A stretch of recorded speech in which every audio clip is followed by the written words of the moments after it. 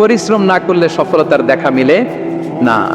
বাঁচতে হলে, সারভাইভ করতে হলে, টিকে থাকতে হলে আপনাকে পরিশ্রম করতে হবে। এই পৃথিবীতে কেউ কাউকে জায়গা করে দেয় না, এখানে জায়গা করে নিতে হয়, ঠিক কিনা বলেন? আপনি যদি পরিশ্রম করেন, পরিশ্রমে যে ঘাম ঝরে শরীর থেকে, পরিশ্রমের ঘামে জন্ম নেয় সফলতার বীজ। আপনি যখন হাড় ভাঙা পরিশ্রম করবেন, এই পরিশ্রমের যে লোনা পানি বেরোবে, যে ঘাম বেরোবে, এই ঘামেই জন্ম নেয় সফলতার বীজ। এবং সফলতার কোনো শর্টকাট হয় না প্রিয় ভাইরা। অনেকে অল্পতে সফল হতে চায়, শর্টকাট খুঁজে, আসে না? নাই না, সফলতার জন্য আপনাকে লং কাটে যেতে হবে। ওখানে কোনো লিফট থাকে না, সিঁড়ি বেয়ে উঠতে হয়।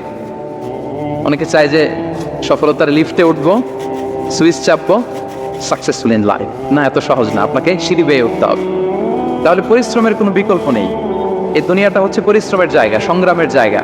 আপনি সফল হতে হলে আপনাকে পরিশ্রম করতে হবে, করতেই হবে। আর পরিশ্রমে কোনো লজ্জা নেই। আমি বিভিন্ন আমার আলোচনায় বলি, কাজে লজ্জা নেই। কিসে লজ্জা নেই? আওয়াজ করে বলুন সবাই। কাজে লজ্জা নেই। লজ্জা হচ্ছে অলসতায়, লজ্জা হচ্ছে হাত পাতায়, লজ্জা হচ্ছে অকর্মণ্যতায়। কাজে লজ্জা আছে? লজ্জা কিসে বলেন সবাই? লজ্জা হচ্ছে অলসতায়, অকর্মণ্যতায়। যারা কাজ না করে ফুটানি মারে, ওইটাতে লজ্জা। অনেকে আছে ফুটানি মারে, আছে না? নাই, কাজ করে না, সব ফুটানি। এই ফুটানিতে লজ্জা, কিন্তু পরিশ্রমে কোনো লজ্জা নেই। এজন্য আল্লাহ তাআলা বললেন, ইয়া আইয়ুহাল ইনসান ইন্নাকা কাদিহুন ইলা রাব্বিকা কাদহান ফামুলাকি। হে মানুষ, তোমার রবের কাছে পৌঁছা পর্যন্ত তোমাকে পরিশ্রম করতে হবে।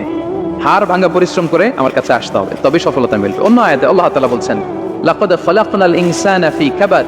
নিশ্চয়ই মানুষকে আমি কষ্ট এবং পরিশ্রম নির্ভর করে তৈরি করেছি। এই পৃথিবীতে টিকে থাকতে হলে তাকে পরিশ্রম করতে হয়, কষ্ট করতে হয়। এবং দুনিয়ার এই সাইকেলটা যদি দেখেন, দিন এবং রাতের যে সাইকেল, রাতকে আল্লাহ বানিয়েছেন ঘুমের জন্য, রেস্ট নেওয়ার জন্য, বিশ্রামের জন্য। আর দিনকে আল্লাহ বানিয়েছেন কর্মচঞ্চল করে, কাজের জন্য।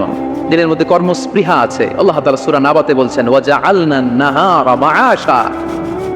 আমি দিনকে বানিয়েছি কর্মচঞ্চল। দিনে আপনি কাজ করবেন, হাড় ভাঙা পরিশ্রম করবেন, তবেই সফলতা ধরা দিবে, ঠিক কিনা বলেন?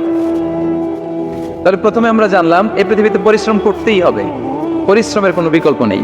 সফল হতে চাইলে কি করতে হবে? আওয়াজ করে বলবেন, কি করতে হবে? এবং ইসলাম এই পরিশ্রমকে উৎসাহিত করে।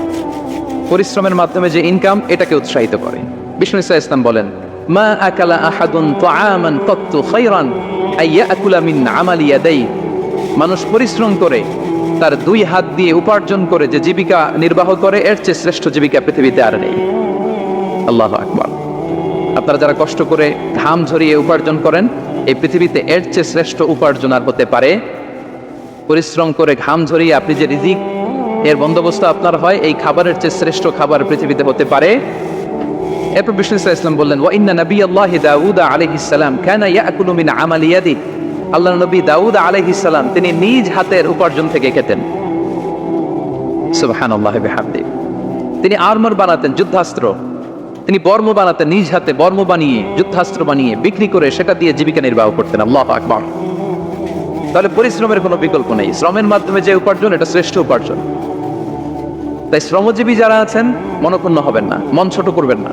You are the superhero, you are the superhero, you are the remittance fighter of our country. এজন্য রাস্তা দিয়ে যখন হাঁটবেন, বুক ফুলিয়ে হাঁটবেন, আর বস্তা ভরে টাকা নিয়ে দেশে ফিরবেন, ঠিক কিনা বলেন? বুক ফুলিয়ে হাঁটতে হবে।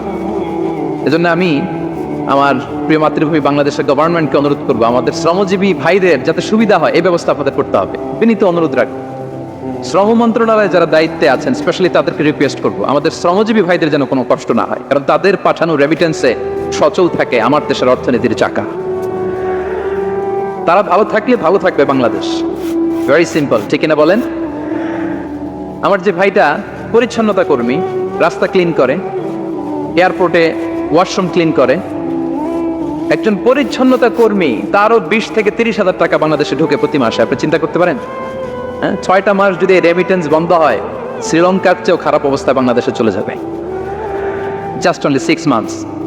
ভয়ঙ্কর অবস্থা হবে বাংলাদেশে। এটা আল্লাহর পক্ষ থেকে একটা স্পেশাল রাহমা, মার্সি এন্ড ব্লেসিংস, যে আমাদের রিজিকের তাগিদায় সারা বিশ্বে যে কাজ করতে হয়, আমরা কাজ করি আর দেশে টাকা পাঠাই।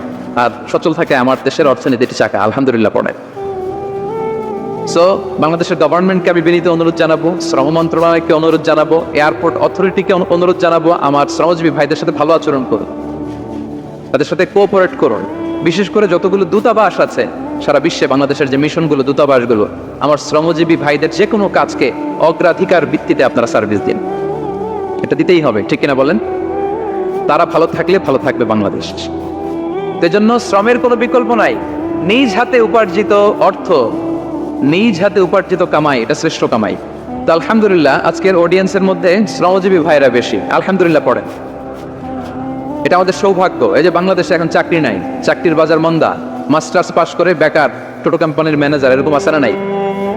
তার বিপরীতে আল্লাহ তাআলা আপনাদের মালয়েশিয়া নিয়ে আসছে, প্রতি মাসে আপনি টাকা পাঠান, আলহামদুলিল্লাহ। আপনি বাংলাদেশের যে উন্নয়ন, বাংলাদেশের যে ডেভেলপমেন্ট, এই যে স্মার্ট বাংলাদেশ বলে বলে মন্ত্রীরা মুখে ফেনা তুলে ফেলে, এটার গর্বিত অংশীদার আপনি, ঠিক কিনা বলেন? আপনি গর্বিত অংশীদার। You are the contributor, you are the real contributor. আপনার অবদানে বাংলাদেশ আজকে সচল, আলহামদুলিল্লাহ। সো মন ছোট করার কোনো সুযোগ নেই। নিজ হাতে উপার্জিত কামাই, এটা পৃথিবীর শ্রেষ্ঠ কামাই, আলহামদুলিল্লাহ। পরিশ্রমের মাধ্যমে যে উপার্জন, এটাকে ইসলাম আমাদেরকে উৎসাহিত করে। শুধু নামাজ, রোজা, জিকির এগুলো নিয়ে ইসলাম আমাদেরকে পড়ে থাকতে বলেনি। কোরআনিক অর্ডার হচ্ছে আপনার নামাজ শেষ, আপনি বেরিয়ে পড়বেন, কাজে বেরিয়ে যাবেন। ফাইদা কুদিয়াতিস সালাতু ফান্তাশিরু ফিল আরদি ওয়াবতাগু মিন ফাদলিল্লাহ। বিধানটা কার বলুন? আওয়াজ করে বলুন, বিধানটা কার? এটা কোরআনিক ভার্ডিক্ট, কোরআনের বিধান। নামাজ শেষ, ভুল হয়ে বসে জিকির করতে বলা নাই আল্লাহ। আল্লাহ বলেছে ফান্তাশিরু ফিল আরদ ওয়াবতাগু মিন ফাদলিল্লাহ, জমিনে ছড়িয়ে পড়ো, আল্লাহর রিজিক তালাশ করো। নামাজ শেষ, বেরিয়ে যাবেন।